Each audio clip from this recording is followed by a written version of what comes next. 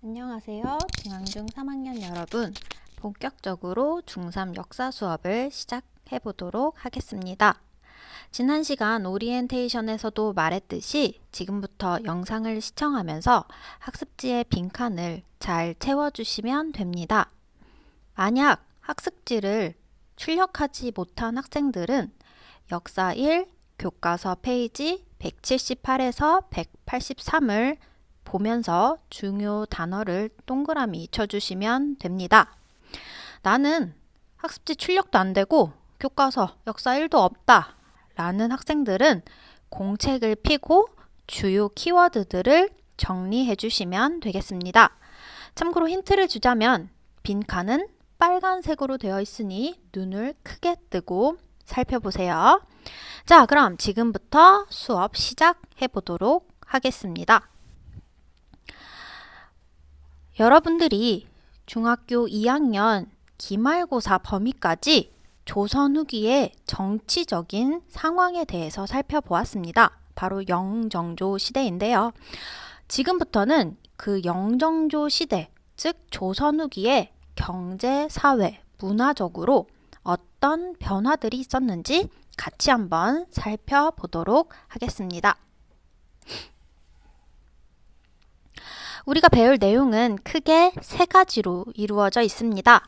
조선 후기 농촌사회의 변화를 통해 살펴본 경제, 그리고 이로 인해 변화하는 신분제의 동요로 살펴보는 사회, 그리고 마지막 실학이라는 거를 살펴본 다음에 형성평가를 진행할 예정입니다.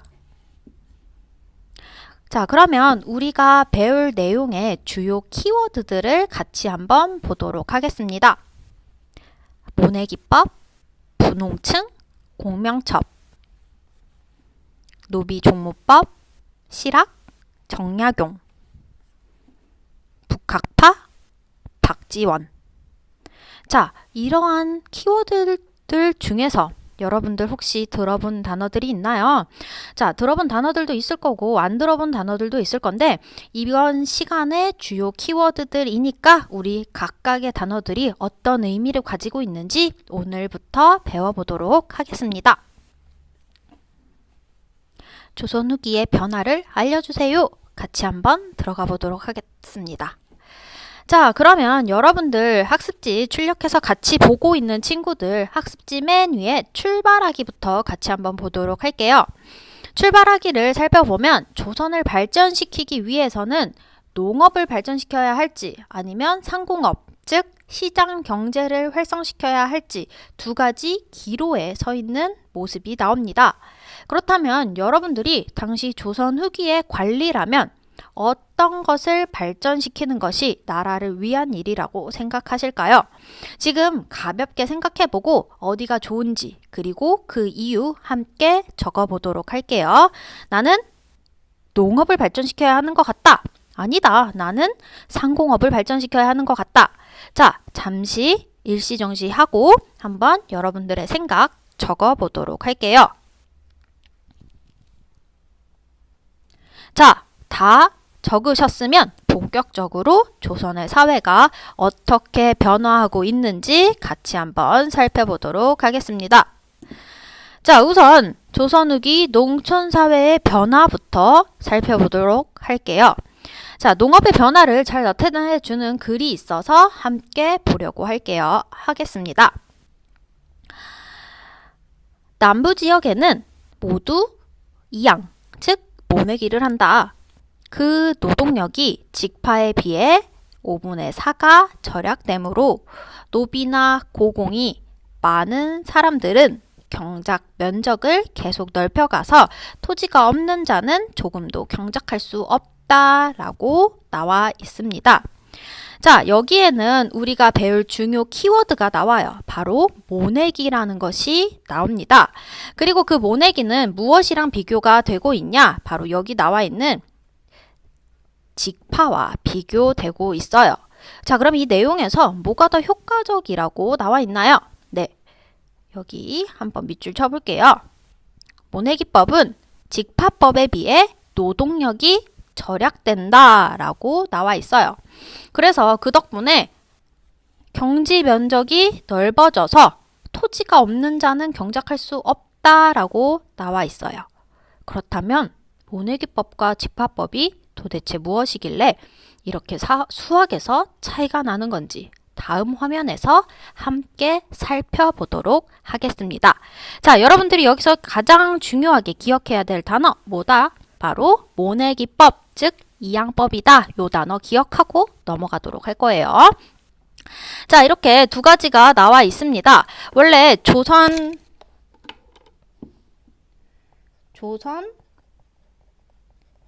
전기에는 직파법을 활용하게 되고요. 후기로 오면 이제 모내기법이라는 것을 살펴보게 돼요. 제가 직접 그린 거라서 조금 이상할 텐데도 그냥 한번 봐주세요. 자, 직파법은 말 그대로 직접 씨를 파 하고 뿌리는 방법입니다. 그러다 보니 씨 뿌리는 작업은 쉽지만 씨가 제각각 자라다 보니까 섞여서 자라는 잡초들을 뽑는데 굉장히 많은 노동력을 쓰게 됩니다. 이렇게 애들이 여기저기 있으니까 뽑는데 노동력이 굉장히 많이 들어요. 반면에 모내기법은 우선 네모난 판에다가 씨를 심어요. 그리고 그 씨가 모로 자라요. 그리고 그 자란 모를 이렇게 논밭에다가 심는 것입니다. 그러다 보니까 규칙적으로 모를 심어서 모 한 줄, 잡초 한 줄, 모 한 줄, 잡초 한 줄 이렇게 자라게 되고요. 그러다 보니까 여기 한 줄, 요 잡초들만 날려버리면 되겠죠. 이런 식으로 날려버리면 되니까 생각보다 노동력이 별로 많이 들지 않고 시간도 절약된다라고 합니다. 그러다 보니까 조선 후기가 되면 점차 사람들이 모내기법을 이용해서 농사를 짓게 됩니다. 자, 그래서 이것을 정리 한번 해본다면 조선 후기가 되면서 직접 씨를 파하고 뿌리는 직파법보다는 모를 길러서 논에다가 심는 모내기법이 유행하게 됩니다. 자, 그러면 표로 한번 살펴보겠습니다. 조선 후기 직접 씨를 파하고 뿌리는 직파법보다는 우선 네모난 판에다가 모를 기른 다음에 논에다가 그 모를 심는 모내기법이 조선 후기에 유행을 하게 되고요. 모내기법이 유행하면서 가을에는 벼를 수확하고 겨울에서 봄이 넘어가는 시기에는 모가 판에서 자라고 있으니 이 시기를 활용해서 논밭에다가 보리를 심는 이모작이 가능해지게 됩니다. 그러니 논에서 벼와 보리를 두 개나 수확할 수 있어서 생산량이 증가하고 그러다 보니까 점점 계층이 나뉘게 됩니다. 여기서 말하는 계층은 이렇게 논을 많이 가지고 있어서 쌀을 많이 수확하고 보리를 많이 수확할 수 있는 농민은 점차 부자 농민이 되겠고요. 논밭이 없는 농민들은 점차 이 부자 농민의 머슴이나 노동자로 돈을 받고 일을 하는 상황이 되겠습니다. 어떻게 보면 우리 조선에 돈으로 신분이 나뉘는 자본주의가 싹 텄다라고 보는 학자들도 존재한다고 합니다. 자, 이렇게 모내기법으로 농업 생산량이 증가하자 내가 먹을 만큼의 쌀과 보리를 제외한 남는 잉여 생산물들이 등장하게 됩니다. 농산물이 남으면 어떻게 해야 될까요? 버려야 될까요? 그럼 아깝잖아요. 그러니까 사람들이 이 남는 농산물을 어떻게 했냐? 바로 시장에다가 팔아서 돈을 벌어들이게 됩니다. 그래서 그렇게 남는 농산물을 시장에 팔거나 아니면 다른 나라에 팔게 되면서 점차 장시, 오늘날로 말하면 시장이 활성화되게 되고 더 나아가는 중국, 일본과 무역을 하게 되면서 국제 무역도 활발하게 되는 상황이 오게 됩니다. 결국에 조선은 농업 사회였기 때문에 농업의 변화가 사회 전반적인 경제에 영향을 미치고 있다라는 것을 알 수 있습니다. 자, 그러면 대표적인 무역 상인에 대해서 한번 살펴보도록 할게요. 이도 교과서에 실린 내용입니다. 대표적인 무역 상인인 송상에 대한 글입니다. 같이 한번 읽어보도록 할게요. 여러분들은 눈으로 읽어주세요. 송상은 개성 지역을 중심으로 활동한 상인이다. 송상은 의주, 함경도를 중심으로 활동하는 만상과 동래를 중심으로 활동한 내상과 함께 손꼽히는 대상인 집단이 되었다. 송상은 막강한 자본력으로 전국적인 유통망을 확보하였으며 특히 인삼 재배에 힘써 개성을 중심으로 인산업을 발전시키는데 크게 기여했다. 송상은 투철한 상인 정신과 독특한 상술로 유명하였으며 이 때문에 개성 지역에서는 일찍부터 금융이나 신용 거래가 발달했다. 이들은 상거래 내역을 자신만의 독특한 개성 부기법으로 정리하는데 이는 서구의 부기법 못지않게 합리적이고 효율적인 회계 방식이었다라고 합니다. 자, 그러면 여러분들 아래 나와 있는 두 개의 문제 한번 풀어보도록 하겠습니다. 네, 다 푸셨나요? 자, 그러면 여러분들 거기 밑에다가 적은 친구들도 있고 좀 귀찮아서 밑줄 친 친구들도 있는데 자, 어디가 답인지 같이 한번 보도록 할게요. 짠! 송상은 바로 개성 지역을 중심으로 활동한 상인이 되겠고요. 자, 이들의 특징이라고 보면 바로 인삼 재배에 힘써 개성을 중심으로 인삼업을 발전시키는 데 크게 기여를 했고요. 자신만의 독특한 개성 부기법을 정리하였다라고 합니다. 자, 여러분들 부기법이라는 말 좀 생소할 텐데 이 부기법은 뭐냐면요. 자, 장부, 그러니까 우리가 물건을 얼마 주고 얼마에 샀는지 이러한 장부를 정리하는 방법이라고 해요. 그래서 이렇게 혁신적인 방법을 통해서 자신들만의 무역업을 실시했다라는 것이 바로 송상이라는 무역 상인들의 특징이라고 합니다. 여러분들 교과서에 나와 있는 내용이니까 잘 기억해 주시길 바랄게요. 앞에서 살펴본 것과 같이 농업과 상업이 발전하자 자연스럽게 수공업과 광업도 발전하게 됩니다. 왜냐하면 시장이 활성화되면서 수공업자들이 부채나 액세서리 등과 같은 물건을 만들어서 시장에 파는 일이 많아지게 되기 때문이죠. 또한 이러한 물건을 만들기 위해서는 광업, 즉 광산의 광물을 캐는 직업도 유행하게 됩니다. 자, 여기까지가 조선 후기 경제의 변화에 대한 이야기입니다. 정리 한번 하고 넘어가도록 할게요. 모내기법이 유행하면서 농업의 생산력이 많아지고 농업에 투입되는 노동력이 적어집니다. 그럼 더 이상 농사를 못 짓거나 혹은 안 짓는 사람들은 무엇을 해야 할까요? 그들은 시장에 물건을 파는 일을 하거나 물건을 만드는 수공업자가 되거나 혹은 물건 재료를 획득하는 광업 종사자가 됩니다. 이 중에 돈을 많이 벌어 부자가 되는 평민들이 등장하게 되고 반면에는 하루 벌어 하루 먹고 사는 노동자가 등장하게 됩니다. 점점 직업이 다양해지고 이로 인해 신분제가 흔들리게 되는데 이 부분에 대해서는 다음 장에서 살펴보도록 하겠습니다. 조선 후기 신분제가 변화하는 이유는 무엇일까요? 앞에서 말했던 것처럼 경제활동의 변화도 가장 큰 이유가 되겠죠? 오직 경제적인 이유만으로 신분제가 달라졌을까요? 노노, 그렇진 않아요.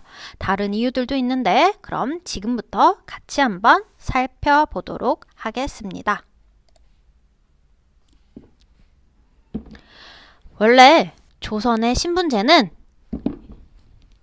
여기 나와 있는 것처럼 피라미드 형식입니다.